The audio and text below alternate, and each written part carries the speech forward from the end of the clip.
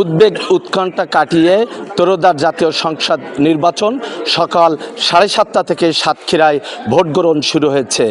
উৎসব আমেজের মধ্য দিয়ে সাধারণ ভোটাররা কিন্তু ভোটার অধিকার প্রয়োগ করছেন। আমি এখন রয়েছি সাতক্ষীরার সরকারি বালিকা উচ্চ বিদ্যালয় কেন্দ্রে। দর্শক, আপনারা দেখতে পাচ্ছেন যে পুরুষ ভোটাররা কিন্তু লাইনে দাঁড়িয়ে সারিবদ্ধভাবে তারা তাদের ভোটাধিকার প্রয়োগ করছেন। আমি এখন এই কেন্দ্রে প্রিজাইডিং অফিসারের সাথে কথা বলেছিলাম।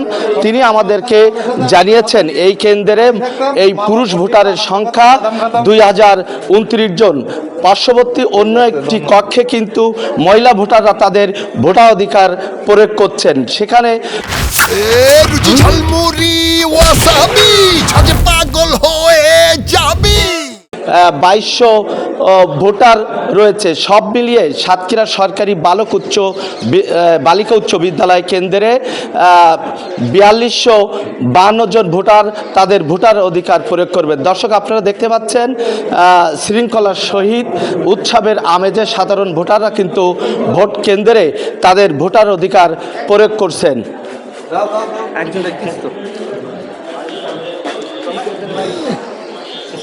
দর্শক, সাতক্ষীরায় এই সাতক্ষীরা সদর 2 আসনে প্রায় 5 লক্ষের অধিক ভোটার সংখ্যা রয়েছে। এখানে 5 জন প্রার্থী তাদের প্রতিদ্বন্দ্বিতা করছেন। তবে এখানে এনসিবির কোনো প্রার্থী নাই। এখানে বিএনপি, জামাত এবং জাতীয় পার্টি জাসদ সহ মোট 5 জন প্রার্থী এই সাতক্ষীরা সদর আসনে নির্বাচনে প্রতিদ্বন্দ্বিতা করছেন। আমরা এখানে সাধারণ ভোটারদের সাথে কথা বলেছিলাম। তারা আমাদেরকে জানিয়েছেন যে এখানে মূল প্রতিদ্বন্দ্বিতা হচ্ছে ধানের শীষের প্রার্থী আলহাজ আব্দুর রৌফ সর্দারের সাথে দাঁড়িপাল্লার প্রার্থী মুহাদ্দিস আব্দুল খালেকের সাথে মূল লড়াই হচ্ছে। সাতক্ষীরার 4টি আসনে 20 জন প্রার্থী প্রতিদ্বন্দ্বিতা করছেন। এখানকার মোট ভোটার সংখ্যা 18,32,775 জন এবং 609টি কেন্দ্রে 3410টি বুথে ভোট গ্রহণ হচ্ছে। আমরা সাতক্ষীরার এখানকার জেলা ম্যাজিস্ট্রেট এবং রিটার্নিং অফিসার ফারজান আক্তারের সাথে কথা বলেছিলাম। তিনি কিন্তু এই ভোটকে নির্বিঘ্ন করতে 6 স্তরের নিরাপত্তা ব্যবস্থা জোরদার করেছেন। মাঠে রয়েছেন সেনা সদস্যের 5784 জনের সেনা সদস্যের একটি টিম, একই সাথে বিজিবির পক্ষ থেকে 432 জন এবং পুলিশ সদস্য রয়েছেন 2032 জন। একই সাথে 9টি টিমে 70 জন র্যাব সদস্য মাঠে কাজ করছেন। এছাড়া ব্যাটালিয়ন আনসার সদস্য রয়েছেন 120 জন এবং অঙ্গীভূত আনসার সদস্য রয়েছেন প্রায় 8000।